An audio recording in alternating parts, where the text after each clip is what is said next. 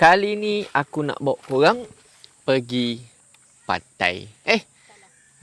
Air terjun. So kita sekarang berada di air terjun Berkelah. Tapi yang ni yang bawah-bawah punya je lah. Bukan dalam. Dalam tu banyak lagi. Kalau lalu kat sana. Dalam sana. Tapi kita pergi area sini je lah. So kita ada bawa canvas yang sangat-sangat besar. Kemudian kita ada bawa 2 kemah. Ada 2 kipas. Cuma tak pastilah aku nak bawa semua macam mana. Sebab tak ada bawa troli. Dan kawasan ni pun tak sesuai untuk bawa troli. So jom kita pergi lepak-lepak. And let's go. Alright, kita pun dah sampai. So ini dia canvas besar. Ni pun tak buka habis. Baru buka lipat 2 je. Kipas bawa. Solar panel ada 2. Kipas.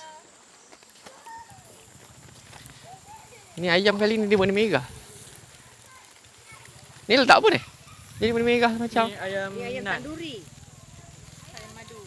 Mama satu ni. Itu dia. Sosis besar. Seriously memang besar. Nampak? Bawa. Lang. Ada buah lang lalu.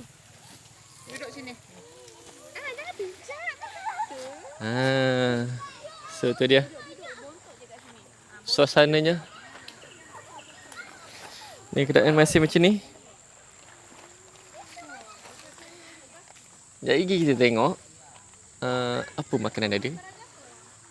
So korang boleh tengok sendiri view untuk Akaso. Akaso pula. So korang boleh tengok sendiri DJI Osmo Pocket 4 macam mana kualiti dia, cun tak cun. So ni antara menu yang ada. Tengok Majid. Lagi. Meh naik dulu meh. Tak duduk sini je. Sosis. Mana polo? Oh ni ha. Ni. Apollo. Tak payah basuh, sekejap lagi nak mandi juga. Mana makan nasi? Duduk sini ujung-ujung. Pandailah duduk. Tengok suasana. Macam nak hujan. Weh, nak rasa titik. Mak. Tapi kena sikit je. Duduk sini. Nak pergi hujan ke? Nak ciduk apa? RM2,000 tak dapat. Ya. Yang sebab orang tahu mahal. Rasa buat 20 okey. Dah gelap lah. Macam pancing. Pulang balik duit tu.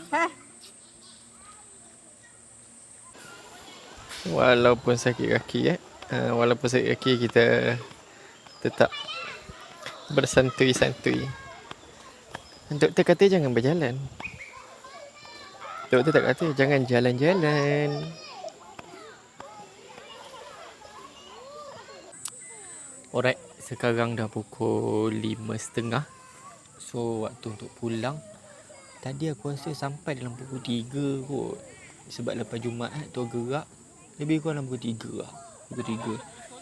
So semua pun dah tidur. Dah tidur. Leno. Lepas tu sana ada lagi tengah main.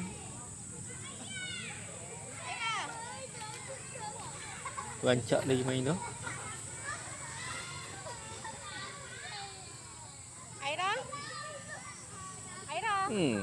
Jadi dah siapkan kemas sikit. Kita boleh pulang.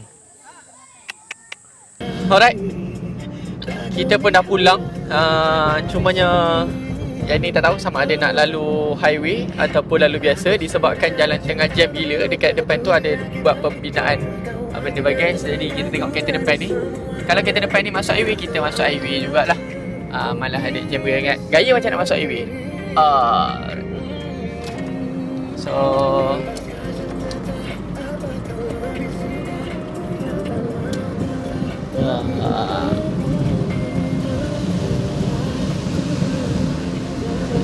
alright, itu saja. Thank you so much kepada semua yang dah stay dalam ni. Semoga korang dilimpahkan rezeki menjalankan hisap umrah. Bisnes korang akan terus berkembang. Kesihatan korang akan tekan mantap.